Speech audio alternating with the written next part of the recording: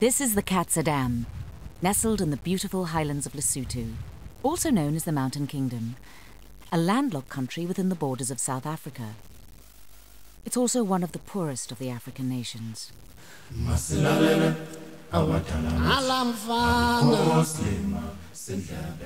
This extraordinary feat of engineering is part of a venture between South Africa and the Kingdom of Lesotho. It's one of 2 dams already been built, with many more planned, as well as roads and a hydropower plant. That tower is a supply link taking water into South Africa, providing badly needed income for the Lesotho economy. But in order to build this dam and the transfer tunnels which carry the water, 27,000 people were affected. They were, however, promised at the time that their standard of living would be maintained or improved.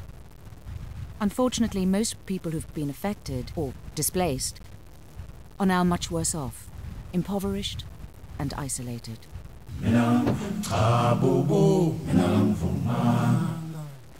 This was the village of Chief Katang. When the dam was impounded, a seismic shift caused a huge crack to appear that began down by the water of the dam, travelling all the way through the village and up to the hill over there. That forced most of the villagers to have to relocate. The water has covered most of our grazing land, and breeding livestock was the source of our income.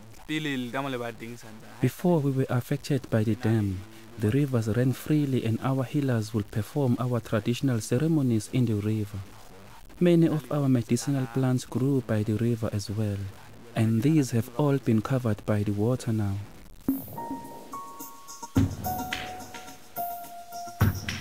Thousands and thousands of people have lost their land or part of their land, which has drastically reduced their income, and they are owed compensation for this. Whereas some people have received it, many people after more than 10 years have received no compensation whatsoever.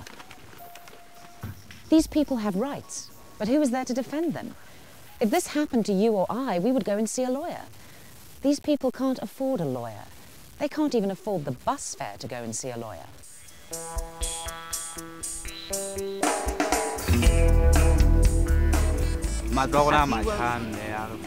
These new houses look beautiful, but the coal and paraffin heaters inside them are not good to us because we have no money to buy the fuel.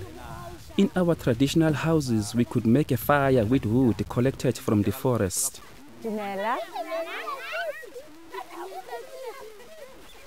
Chief Katang explained what a terrible effect the dam has had on the village. Not being able to afford heating is a major problem, as the dam has affected the climate, and the winters are now much colder. Their vastly reduced number of livestock are now being left on the mountains in winter, often dying of the cold, as there are no fields to move them down to. The forest that provided wood for cooking and heating is now under the water.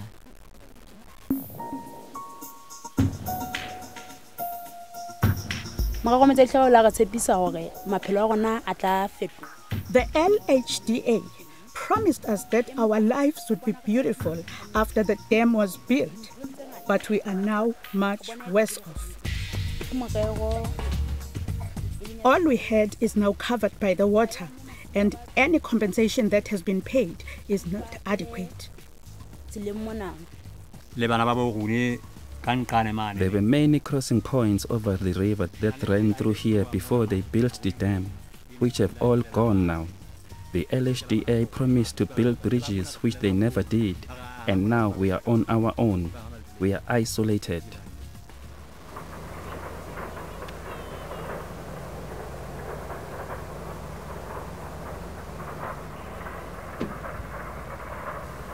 This is the village of Hansi. The sound that you can hear, which the villagers have to put up with every day, is of the quarry that was established right next door to the village to get material for the construction of the road to Mahali Dam. The Lesotho Highland Development Authority painted numbers on all the houses within 500 metres of the quarry, anticipating the damage that would be caused from the blasting. In fact, over 170 houses were seriously damaged. And yet the LHDA randomly chose only 18 houses to rebuild. This is house number 76. The continual blasting has caused the entire front of the house to lean forward. The window doesn't even fit into the window frame anymore, and there are huge cracks inside the house. Basically, this house is on the verge of collapse, but unfortunately, there are still people living in it.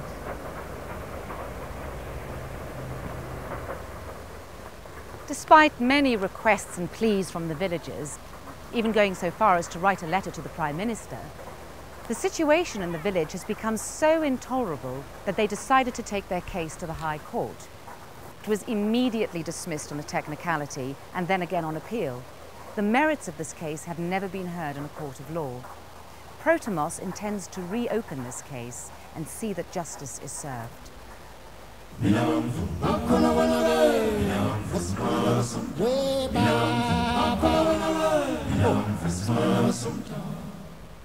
Protimos exists to give people like this a chance to be heard in law, to give them a voice so that they can express their grievance and misery in public with proper support.